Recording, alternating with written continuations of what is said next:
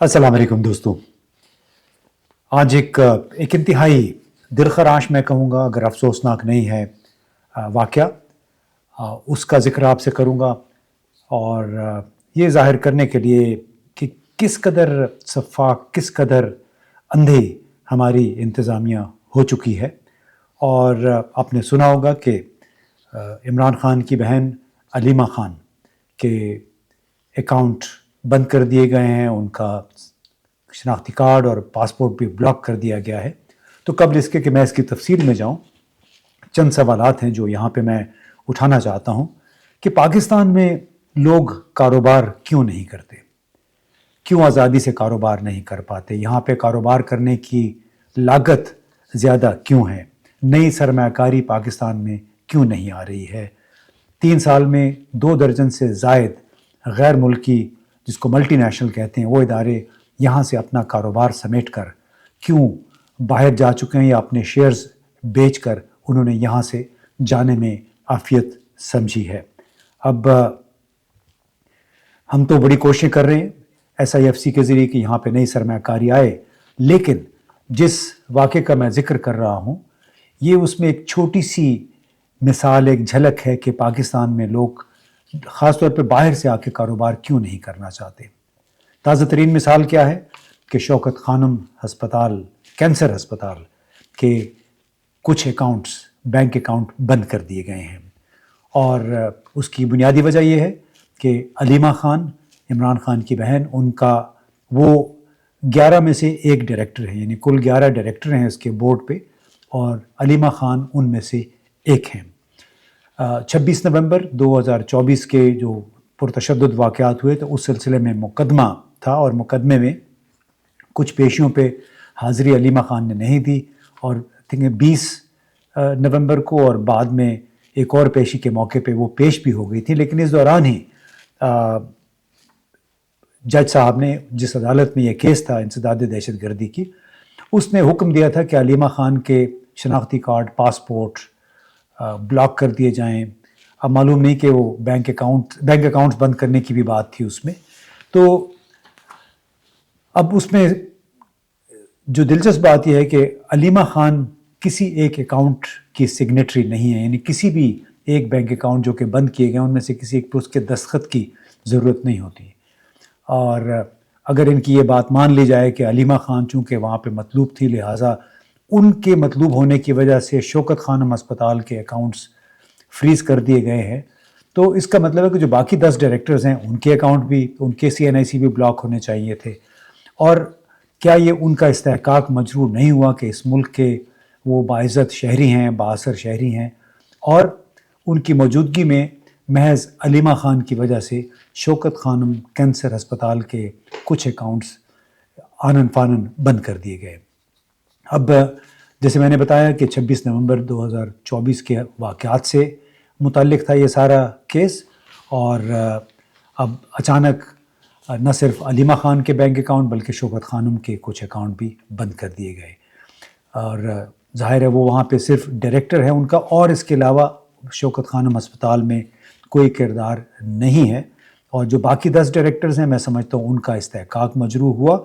अस्पताल के ज़राए आमदनी और मौजूदा वसाइल को ब्लॉक करने की कोशिश और इस तरह एक कदगन लगा दी गई एक कैंसर अस्पताल पे जिस पे हज़ारों कैंसर ज़दा मरीज़ों का दारो मदार है मुफ्त इलाज के लिए। यहाँ पे कोई 75% के करीब मरीज़ों का मुफ्त इलाज होता है और समझ नहीं आती कि ये इंतकाम इमरान ख़ान से है या अलीमा ख़ान से है या फिर उन हज़ारों मरीज़ों से इंतकाम लिया जा रहा है जिनका इस हस्पताल में हर माह इलाज होता है। ये इंतकाम मैं समझता हूँ पाकिस्तान से है, पाकिस्तान की शोहरत दागदार करने के लिए है। ऐसे इक़दामात ऐसे हालात में जबकि गैर मुल्की सरमायाकार यहाँ का रुख करने की बजाय यहाँ कारोबार समेट रहे हैं, इन हालात में फिर इतना नामी ग्रामी इदारा जिसकी शोहरत पाकिस्तान से बाहर यूरोप में और अमेरिका में भी है, उसके ख़िलाफ़ इस किस्म का इक़दाम जिसमें ह्यूमैनिटेरियन कंसिडरेशन बिल्कुल ही नहीं है, यानी आपने अस्पताल को भी سیاسی نظر سے دیکھ کر اس کے فنکشن کو، اس کی فعالیت کو نقصان پہنچانے کی کوشش کر رہے ہیں۔ اب دعوے کے مطابق قصور علیمہ خان کا ہے، کیونکہ وہ 26 نومبر کے کیس کے سلسلے میں پیش نہیں ہوئی، لیکن اکاؤنٹ ہسپتال کے بند کر دیے گئے ہیں، کینسر ہسپتال کے، نمل یونیورسٹی کے بھی میں نے سنا ہے اکاؤنٹ بند کر دیے گئے ہیں۔ اب اس کا ذمہ دار کون ہے؟ میں سمجھتا ہوں اس کا ذمہ دار تو سب سے پہلے وہ جج صاحب ہیں جنہوں نے ایک مبہم سا آرڈر جاری کیا کہ علیمہ خان کے شناختی کارڈ، پاسپورٹ اور بینک اکاؤنٹ جو ہیں وہ بند کر دیے جائے۔ دوسرا قصوروار جو ہے وہ اسٹیٹ بینک آف پاکستان ہے، جس نے عدالتی حکم کی پراپر چھان بین کیے بغیر، جانچ پڑتال کیے بغیر تمام بینکوں کو حکم دے دیا کہ علیمہ خان کے اکاؤنٹ بند کر دیے جائیں۔ اب چونکہ اس میں شناختی کارڈ ہوتا ہے، جہاں جہاں وہ شناختی کارڈ آتا ہے، بطور ڈائریکٹر کے شناختی کارڈ شوکت خانم کے ہسپتال کے جو اکاؤنٹس ہیں وہاں پہ بھی اس کا ذکر ہوتا ہے، تو جناب وہ تمام اکاؤنٹ بند کر دیے گئے۔ اب تیسرا جو قصوروار ہے وہ میں سمجھتا ہوں اسٹیٹ بینک کا گورنر ہے۔ 50 سے 70 ہزار ماہانہ ڈالر کی تنخواہ لینے والا یہ شخص اس ملک کے عوام کے مالی وسائل کا محافظ ہے، ان کا امین ہے، اور اس کے زیر سایہ ایک ایسا کام ہوا ہے کہ بینکوں کو یہ احکامات چلے گئے کہ علیمہ خان کے ساتھ ساتھ شوکت خانم کے اکاؤنٹ بھی بند کر دیے جائیں۔ تو اس سے زیادہ نالائکی، اس سے زیادہ بے شرمی، پتہ نہیں کہنا چاہیے نہیں کہنا چاہیے، کیا ہو سکتی ہے کہ ایک وہ ادارہ جو کہ تمام ملک میں مالی وسائل کے لیے ذمہ دار ہے، ان کی حفاظت کا، سیونگز اکاؤنٹس کا، کرنٹ اکاؤنٹس کا ایک امین ہے ایک لحاظ سے، اور وہاں سے ایک ایسا حکم نامہ چلا گیا جس کے تحت ایک ہسپتال کے اکاؤنٹس بند ہو گئے، یعنی آپ نے ان کا جو روزانہ کا کام کاج ہے اس پہ متاثر اثر انداز ہونے کی کوشش کی۔ اب یہ کام خاص طور پہ ایک ایسے حالات میں ہوا ہے جب کہ سال کے آخر میں شوکت خانم ہسپتال کے جتنے ٹرسٹیز ہیں، ڈائریکٹرز ہیں، اس کے جان پہچان کے قریبی لوگ، وہ فنڈ ریزنگ کی کوشش کرتے ہیں ملک کے اندر، ملک سے باہر،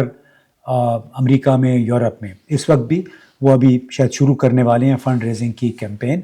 تو اس طرح ایک بہت بڑا شک پیدا کرنے کی کوشش کی ہے اس اقدام کے ذریعے اسٹیٹ بینک نے، اور پھر کچھ بینکوں نے، جن میں سے ہم نے سنا ہے کچھ بینکوں نے انکار بھی کر دیا کہ ہم یہ اکاؤنٹ فریز نہیں کریں گے کیونکہ یہ غیر قانونی ہے۔ اب آپ کو یاد دلاؤں کہ جب میں ہاسپٹل سے 21 دسمبر 2022 کو فارغ ہوا، جب میرا 2023 میں میرا آپریشن ہوا تھا شوکت خانم میں، اور جب میں ہسپتال سے گھر واپس آیا تو اسی ہفتے کوئی میرا خیال ہے 25-26 دسمبر 2023 کو اسلام آباد میں فنڈ ریزنگ کے لیے ایک فنکشن ہونا تھا، اور اس کے لیے اسلام آباد کی انتظامیہ نے باقاعدہ اجازت دے رکھی تھی، لیکن عین اس فنڈ ریزنگ کے فنکشن سے ایک دن پہلے اسلام آباد انتظامیہ نے وہ اجازت واپس لے لی۔ یعنی ایسا لگا کہ جیسے وہ عمران خان کو تنگ کرنا چاہتے ہیں، زج کرنا چاہتے ہیں۔ شوکت خانم میں جو بیچارے بلوچستان، وزیرستان، معلوم کہاں سے آتے ہیں کینسر سے متاثر لوگ، ان کی انہیں کیا پرواہ ہے؟ جو سرکاری افسران اپنے بادشاہ، اپنے باس کو خوش کرنے کے لیے درباریوں کی طرح بچھے چلے جاتے ہیں، تو وہ پھر اسی قسم کے کام کرتے ہیں۔ اور یہ شوکت خانم ہسپتال یا نمل یونیورسٹی کے اکاؤنٹس کو بند کرنا، میں سمجھتا ہوں پاکستان کی تمام افسرشاہی کے منہ پر ایک کلنک کا ٹیکا ہے کہ سوچے سمجھے بغیر آپ ایسا اقدام کریں جس سے کسی بھی اس طرح کے فلاحی ادارے کا، جہاں پہ علاج 75% لوگوں کا، مریضوں کا مفت ہوتا ہے، بھلے جس قسم کا علاج ہو، اس کے آپ کام میں رکھنا ڈالنے کی کوشش اس طرح سے کریں، تو اس کا ذمہ دار اسٹیٹ بینک کا گورنر بھی ہے، جو جج بھی ہے جس نے یہ کام کیا، اور وہ افسران بھی ہیں